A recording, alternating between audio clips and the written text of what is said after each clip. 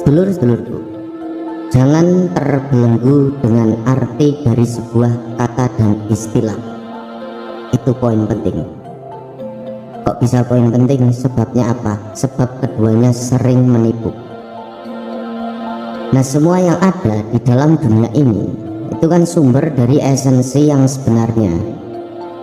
Sedangkan bagi seorang kultivator atau pengolah diri, maka untuk bisa mencapai puncak, yaitu harus mengkombinasikan arti sebenarnya dari banyak kata dan istilah, juga dari berbagai unsur dan elemen semesta tentunya. Nah, ia perlu menggunakan kekuatan murni dan kebijaksanaan sejati dari semua hal. Sisanya harus dipahami sendiri lewat praktek dan pengalaman. Satu membentuk dua, dua membentuk satu, sedangkan tiga menjadikan segalanya. Nah, maka dari itu sungguh beruntung di negeri ini ada sebuah kesenian wayang. Sebab wayang itu sendiri tidak hanya berarti gambaran, tetapi berasal dari kata buat hyang, yang dapat diartikan untuk hyang atau Tuhan, atau menuju kepada hyang. Karena itu pada awalnya dulu pertunjukan wayang kan tidak untuk sekedar urusan seni dan hiburan semata ya, tetapi mengajak orang-orang untuk dapat masuk ke dalam esoteris atau rahasia yang terbatas dalam alam ilahiyah. Dan inilah yang kemudian diserap oleh para wali songo, khususnya Sunan Kalijogo. Nah, ketika menggelar pertunjukan wayang kulit untuk syiar agama, secara halus beliau itu telah memasukkan unsur kebatinan, spiritual dan tasawuf demi mengajak para warga dalam vibrasi getaran yang sama menuju pada kehadiratnya.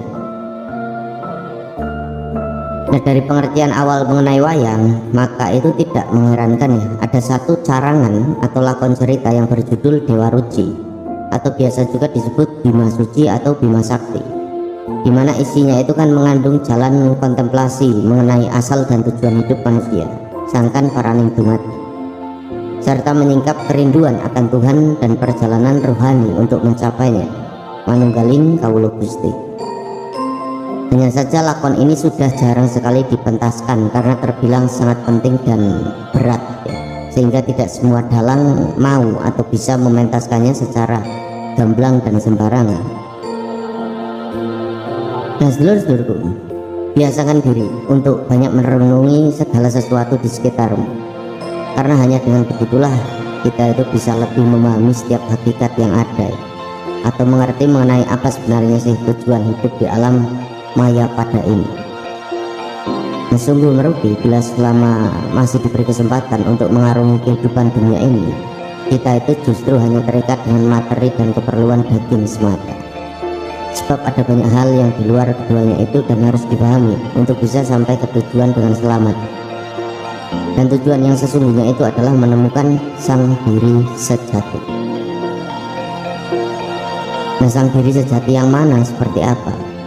Ya, tidak bisa saya jawab, karena harus seluruh temukan sendiri dalam laku hidup, dalam tirakat cinta, dalam kebajikan dan kebijaksanaan sedulur sendiri.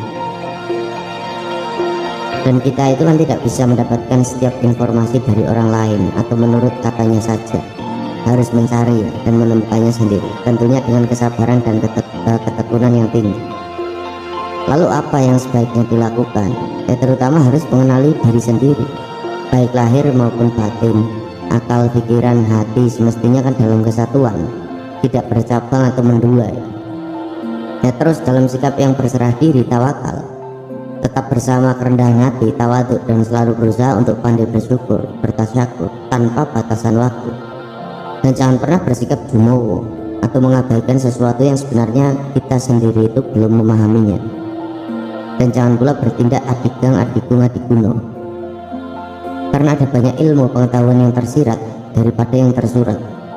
Ada banyak sekali yang tidak diketahui daripada yang diketahui, dan kita itu bukanlah siapa-siapa untuk selamanya.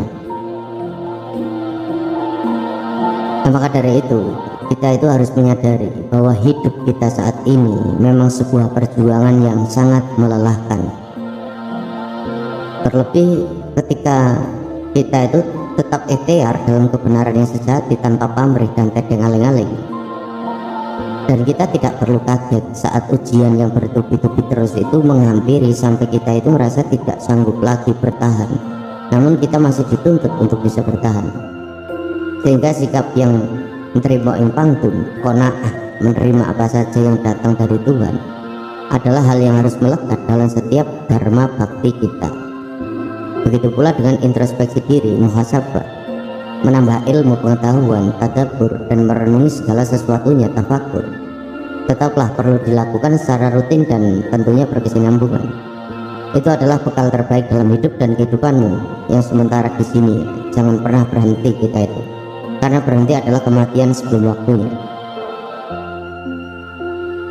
Sesuatu yang tampak kotor dan rendahan pada sudut pandang lainnya akan berada di posisi yang suci dan tinggi, mulia jika engkau bisa memahami hakikatnya.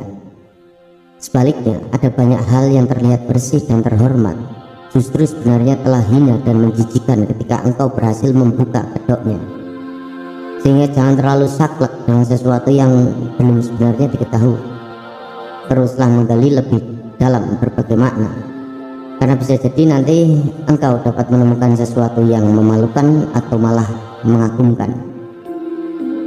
Dan tak perlulah kita itu merasa tahu, karena dengan begitu kita sebenarnya belum tahu. Tak usah pula kita mencari tahu, karena yang seharusnya kita temukan adalah yang bisa menyadarkanmu. Dan demikianlah sedulur-sedulurku tarang singkat mengenai esensi diri. Semoga berkenan dan semoga dapat bermanfaat. Dan jangan lupa untuk bisa dibagikan, di-share agar saudara-saudara yang lain juga bisa merenung bersama-sama. Amun terus nuwun, sedulur-sedulurku telah menyimak pemaparan singkat mengenai materi kali ini. Dan jangan lupa seperti biasa untuk bisa meninggalkan jejak-jejak diskusi di kolom komentar dengan bahasa yang santun agar ramah semua usia, semua umur. Sampai berjumpa pada pemaparan materi selanjutnya.